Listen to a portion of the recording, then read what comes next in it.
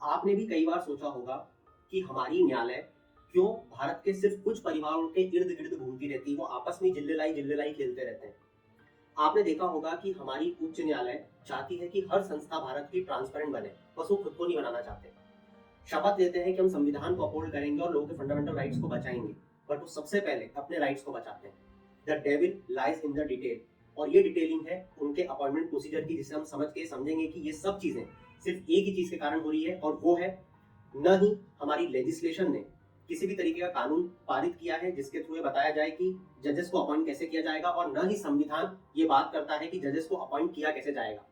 ये पूरी प्रोसेस चलती है एक मेमोरेंडम ऑफ प्रोसीजर के थ्रू, जिस प्रोसीजर में बताया हुआ है कि यूनियन मिनिस्टर ऑफ लॉ सलाह लेंगे incumbent chief justice of India की, मतलब कि जो भी चीफ जस्टिस ऑफ इंडिया अपने ऑफिस से जा रहे होंगे, उनका कार्यकाल खत्म करके कुछ समय पहले उनसे राय ली जाएगी कि आप बताओ नेक्स्ट सीजीआई किसे बनाना चाहिए। और वो जो चीफ जस्टिस ऑफ इंडिया है जो जा रहे हैं, वो बाकी के कुछ 4 सीनियर मोस्ट जजेस से सलाह लेंगे और फाइनली एक नाम प्रस्तावित कर देते हैं यूनियन मिनिस्टर ऑफ लॉ को कि ये व्यक्ति नेक्स्ट सीजीआई बनना चाहिए। अब ये जो उनकी रिकमेंडेशन है वो बाइंडिंग होती है, और वो यूनियन लॉ ऑफ मिनिस्टर वही नाम प्राइम मिनिस्टर साहब को बताते हैं, प्राइम मिनिस्टर साहब प्रेसिडेंट साहब को बताते हैं, और प्रेसिडेंट साहब उसी सीजीआई को अपॉइंट कर देते हैं जिसको रिकमेंड किया गया था इनकम्बेंट सीजीआई के द्वारा। तो आप ये समझ सकते हो इन ऑल कि अपॉइंटमेंट ऑफ जजेस का कोई भी प्रोसीजर नहीं है, ये कन्वेंशन पे चलता है। और हाँ, यहाँ पे अपॉइंटमेंट के टाइम पे सीनियोरिटी को कंसीडर किया जाता है। सीनियोरिटी का मतलब ये होता है कि कितना एक्सपीरियंस है, not by age but by experience.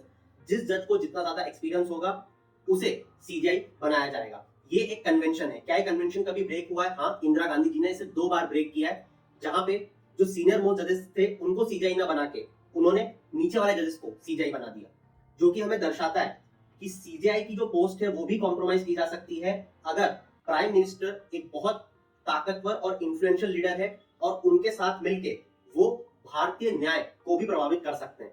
यहाँ पे एक और छोटी सी बात आपको ध्यान रखनी चाहिए कि चीफ जस्टिस ऑफ इंडिया के अपॉइंटमेंट में जो सेंट्रल गवर्नमेंट है वो रिकंसिडरेशन के लिए नाम को वापस नहीं भेज सकती कि हमको ये चीफ जस्टिस ऑफ इंडिया पसंद नहीं है, आप इसको रिकंसिडर करो। वहीं अगर सुप्रीम कोर्ट जजेस के अपॉइंटमेंट की बात चल रही है तो रिकंसिडरेशन करवा सकती है सेंट्रल गवर्नमेंट वापस से भेज के कॉलेजियम को कि आप इस नाम पे वापस से पुनः विचार करें।